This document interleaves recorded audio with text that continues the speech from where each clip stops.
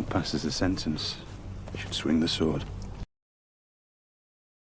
This isn't a movie. Alright, it's a joke, I get it. But it's also kinda stupid, cause this show was taken from a series of books that has 5 installments with 2 more that are supposed to come out. How the fuck would any of those books fit into one movie? So you didn't have one other sucker on the watch that could have joined you on this expedition so that when you split off it didn't have to be solo? Holy shit, this is dumb. They obviously didn't plan this whole thing that far ahead, so they didn't know they'd be splitting up. Something strange in your neighborhood. Who you gonna call? No one. Absolutely no one. You've got 2 buddies right around the corner, but sure, backup is overrated. Jeremy makes a pop culture reference that isn't a sin of the episode cliche. Also, why the hell would he call for backup? He's doing the exact purpose for which they split up in the first place. He's scouting. I always wondered whatever happened to the Knights Who Say Ni. I have a feeling that this is gonna happen a lot this video, so I'm not gonna keep saying the full thing. Pop culture reference. Surprise! But how did you not see her on your way in? In just a second, Jeremy is gonna sin the White Walkers for moving all the dead bodies so quickly, and this is obviously the power that they used to move the little girl's body into place. What I'm saying is, her body wasn't there when he crawled in. The dead men seem to have moved camp. They were here. Wait, is this supposed to be where young Clint Howard lookalike found the dead bodies? Because there is no way all of this was moved by the time it took them to get over here. White Walkers, while created by magic, have never been known to actually have the magical abilities it would take to teleport decapitated heads and bodies. Holy shit. Okay, this is the first episode of this show, so if the show is showing you something about a fictional species, then they are trying to convey the fact that the species has that ability. Obviously, shows do opening credits, but did we really need almost 2 minutes of this living map shit? I know some people are gonna come at me for this, but I love these opening credits. I never skip them. 10 is too young to see such things. I'm sure he's seen much worse on the Winternet already. Skip? I should have gone back to the wall and warned them, but I saw what I saw. Then not deserting and letting everyone know would probably have been a great idea, and you would get to keep your head. Yes, it would've, but he was obviously in a shitty mind state after watching his 2 companions get murdered by supernatural creatures. He obviously wasn't thinking straight. Isn't the wall like 600 miles from Winterfell? How do people cover those kinds of distances on foot so quickly? Okay, but the show actually does something very clever here. They show you the deserter getting captured by Stark soldiers, not the Night's Watch. If you add that to the fact that the Night's Watch is severely weak, it actually makes sense that he could have gotten as far as Winterfell without being captured.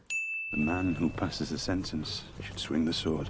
I like this Eddard Stark fella. Steadfast and full of integrity. I'm really excited to have someone to root for through the entire run of this series. This sin is actually a decent joke, but the sin also goes to show how TV sins sometimes just writes random bullshit in order to include cool or badass scenes in their videos, and let's be honest, that line was fucking sick. So he was like... The madman sees what he sees. This in no way answers the question. Actually, this absolutely does answer his question. He essentially said that madmen are convinced that they saw something that wasn't actually there, which implies that the deserter saw a White Walker, but there was not an actual White Walker. Well, my family has a similar expression. It goes something like, Skip. the sheer scope of this show is both a huge strength and a huge weakness. Sure, each new location and character deepens the world, but on the other hand, there's no way I'm remembering all these places and names. Alright, so I'm gonna repeat the same shit I've said several times before. It's not the show's fault that you don't have the mental capacity or desire to remember these details. That's your fault. When we were 7, you jumped off the cliffs at Castle Rock. 100-foot drop into the water. You were never afraid. 2 characters we know 0 about, but sure, let's dive headfirst into a story from their past upon meeting them. But why not? This conversation gives us some insight on Jaime and Cersei's characters. Is it just me, or does Ned seem a little too into this sword cleaning? Someone may love their sword just a little too much. Look, I know Jeremy purposefully misunderstands shit for the sake of dumbass sins, but it's still stupid. This is the Godswood, so he's obviously praying. The Raven brought more news. I put the comic section on your bed for later. Skip. Spider-Bran, Spider-Bran. Does whatever a Spider-Bran does. Okay, that was actually kind of funny. While this hound helmet looks super cool, it seems insanely impractical. Yeah, but this helmet isn't what he actually wears into battle. He just wears it for show. In other words, fuck you for sending this badass helmet. I have a son, you have a daughter. We'll join our houses. I wish arranged marriages were that easy. The last time I tried to arrange a marriage with my son and my friend's daughter this fast, I got... Skip. It is true what they say about the northern gals. When they were riding into Winterfell in their royal order, did Tyrion just cut out and make a beeline for the whore barn without anyone noticing? I mean, I'm sure people noticed, but they just didn't give a shit. Seriously, Tyrion is a lord. Ain't nobody gonna tell him to stay with the group. He can do whatever the fuck he wants. If you take me for a fool, I take you for a king. You'd think with the constant treachery that is the hallmark of Westeros, the people who live here would have evolved to know when smoke is being blown up their ass. This is called characterization. The show is telling you that Viserys is egotistical and stupid. Do you think Joffrey will like me? What if he thinks I'm ugly? I know this is the Dark Ages and such, but if Sansa had an Instagram, I get the feeling the amount of selfies on it would likely outnumber the amount of candles in the entirety of Westeros. Excuse me? FBI? Jeremy just called a 15-year-old girl hot. What's she doing at the Eyrie? She hasn't been back there since her wedding. I get that you want it destroyed, but why not at least show Ned and then destroy it? A second pair of eyes couldn't hurt, no? See, this sin is totally useless nitpicking.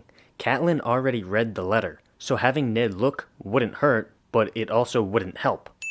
She says Jon Arryn was murdered by the Lannisters. Not even going to give Luwin a chance to get out, so he's not privy to info that could lead to his death? Maesters are essentially doctors and advisors to their liege lords, so why the fuck wouldn't they want him there to give his advice?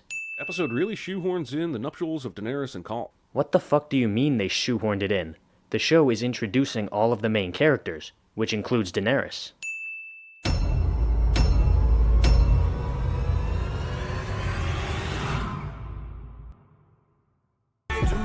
It's like to live your life in the eyes of the public while they wait to watch you fail. Every day they're looking for something old to bring up something new if they see you doing well. And God forbid you did some things in the past, man, you might as well just hang it up to dry. Cause in this day and age, change don't mean a thing, they'll cancel anything in sight.